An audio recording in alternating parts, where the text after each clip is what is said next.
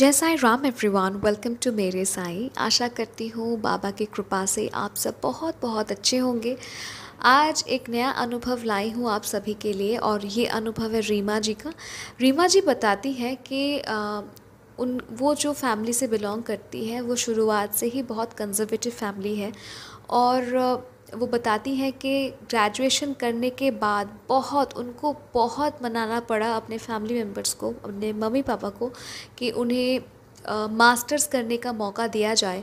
Otherwise उनके parents ना graduation के बाद ही उनके लिए रिश्ता ढूंढना शुरू कर रहे थे। ठीक है, तो वो बहुत मनाती हैं अपने फैमिली मेम्बर्स को और कहती है कि नहीं, प्लीज़ मुझे मास्टर्स करने दो, उसके बाद आप रिश्ता ढूंढना। तो वो मास्टर्स तो कर रही थी, पर उनके मन में एक डर था कि अगर मास्टर्स के बाद मुझको एक जॉब अच्छा सा मिल गया तो बहुत अच्छा, फिर मैं अपनी बात पेरेंट्स के सामने रख पाऊँगी। अगर जॉब नहीं मिलता है मास्टर्स के बाद तो पेरेंट्स मेरी शादी करा देंगे। उनको जल्दी शादी नहीं करना था। ठीक है, नेचुरली सब लड़के, मतलब ऐसा तो नहीं है ना कि पढ़ाई हो गया शादी कर लो। सबके अपने अपने ड्रीम्स हैं, अपने अपने गोल्स हैं, करियर गोल्स हैं। तो रीमा जी भी बहुत एम्बिशियस थी, पर उनके फैमिली बहुत कंजर्वेटिव थे।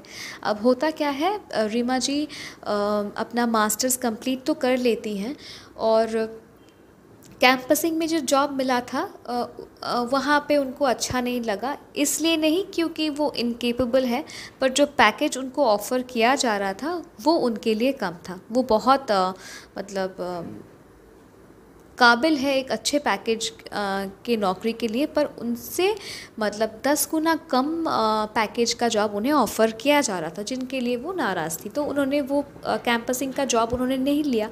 अब क्या होता है, घर जैसे ही उनका मास्टर्स ख़त्म हो गया, उनके पेरेंट्स ने फिर से उनके लिए रिश्ता देखना शुरू कर दिया था। वो हो गई बहुत परेशान कि अब मैं कैसे रोकूं अपने पेरेंट्स को। तो वो ना अपनी एक सहेली से ये अपना प्रॉब्लम शेयर कर रही थी। ठीक है, और उनकी जो सहेली है वो साईं बाबा की बहुत बड़ी भक्त है, वो बहुत बहुत मानती हैं साईं बाबा को। तो जब रीमा जी अपना प्रॉब्लम अपने सहेली के साथ बांट रही थी, तो उनकी फ्रेंड ने उन्हें साईं बाबा के बारे में बताया और कहा कि तुम एक काम करो ना, तुम नवगुरुवार का व्रत करो। जो भी तुम्हारे मन में तुम जो चाहती हो बाबा को बोलो और पूरे विश्वास से बोलो और नवगुरुवार का व्रत बोलो, देखो वो तुम्हारी मदद करेंगे ही करेंगे। तो रीमा जी कहती थी कि उनको थोड़ा डाउट था, मतलब क्योंकि वो साईं बाबा के बारे में मतलब वो जानती थी, पर उतना डीपली बाबा से वो मतलब कभी जुड़ी नहीं थी। ऐसा है ना कि ऐसे भी आप देखेंगे कि कई सारे लोग हैं जो बाबा के बारे में उन्होंने सुना है, पर बाबा को इतना डीपली वो लोग ने उन्होंने जानने की कोशिश नहीं किया, या फिर उनको अवसर नहीं मिला बाबा को डीपली जानने का। वो क्या कहते हैं, वो अवसर उन्हें नहीं मिला। तो रीमा जी कहती है तो उनको ज़्यादा पता नहीं था बाबा के बारे में, तो वो थोड़ी सी स्केप्टिकल थी कि नवगुरुवार व्रत करने से क्या हो जाएगा। तो उनकी जो सहेली है उन्होंने अपना कुछ एक्सपीरियंसेस बताया रीमा जी को। तो रीमा जी को लगा कि नहीं, मुझे भी नवगुरुवार का व्रत करना चाहिए।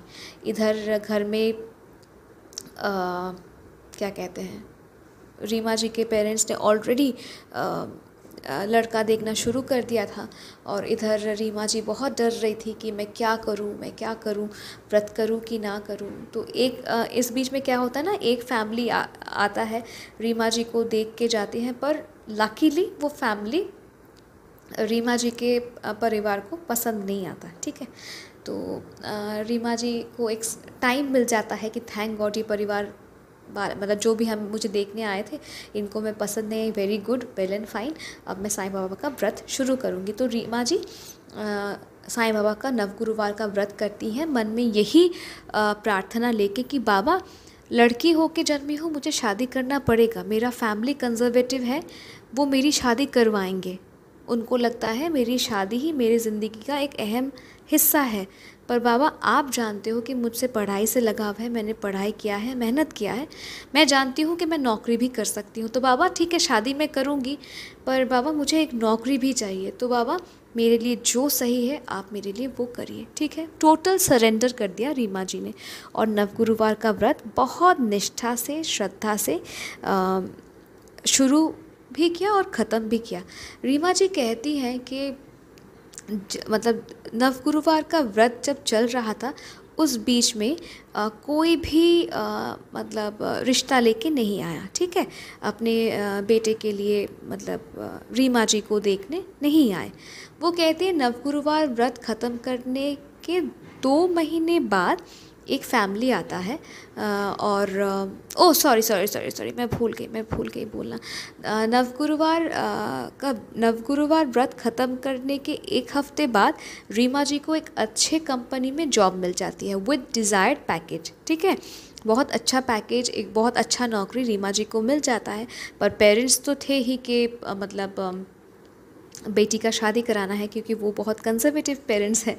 तो नवगुरुवार व्रत ख़त्म करने के 2 महीने बाद, 2 हफ्ते बाद रीमा जी को नौकरी मिला, ठीक है। और 2 महीने बाद क्या होता है, एक फैमिली आता है रीमा जी के मतलब एक रिश्ता आता है रीमा जी के लिए, और रीमा जी को वो देखते हैं। और जो सर हैं, जिन मतलब जो प्रेजेंट हस्बैंड है रीमा जी के, तो वो भी आते हैं और रीमा जी से बात करते हैं। रीमा जी को सर बहुत पसंद आते हैं, सर को रीमा जी बहुत पसंद आते हैं। रीमा जी कहते हैं कि उनको जिस किस्म का लाइफ पार्टनर चाहिए था कि वो उन्हें समझे, उन्हें मतलब ग्रो करने दे, तो ये सर वैसे ही हैं। जब सर ने सुना कि रीमा जी ने जॉब ज्वाइन किया है बस कुछ ही दिन पहले, तो सर ने कहा कि डोंट वरी, आप मेरे घर में भी आके आप नौकरी कर सकते हैं, आपसे कोई नहीं कहेगा कि आप नौकरी छोड़ दो, आप इंडिपेंडेंट रहे, कोई बात नहीं, हमारे फैमिली से मुझे एटलीस्ट कोई एतराज़ नहीं। तो रीमा जी भी बहुत खुश हो गई और मतलब कुछ दिन का कोर्टशिप था, उसके बाद सगाई, फिर शादी।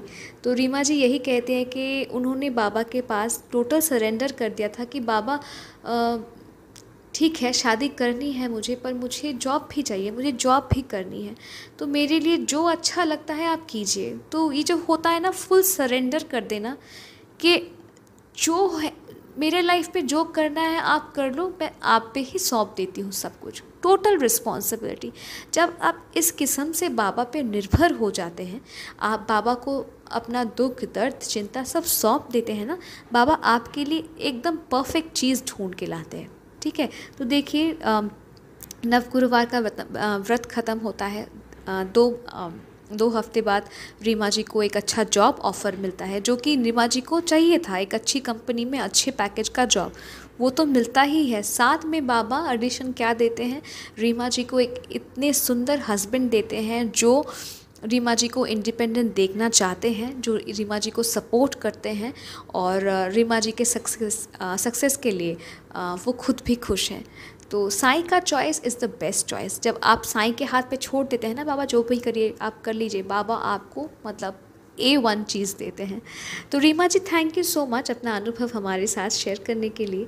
बहुत ही सुंदर सा प्यारा सा अनुभव ये है, और मैं आप सभी को यही कहती हूँ कि अपना अनुभव शेयर कीजिए, क्योंकि पता नहीं कि आपके अनुभव से ही किसी को रास्ता मिल जाए, किसी को अपने सवाल का जवाब मिल जाए। सो यही कहूँगी, अगर आप भी अपना अनुभव हमारे साथ शेयर करना चाहते हैं, मुझे आप ईमेल कर सकते हैं, इंस्टाग्राम पे डायरेक्ट मैसेज कर सकते हैं, या फिर मेरे व्हाट्सएप नंबर पे भी आप मुझे मैसेज कर सकते हैं।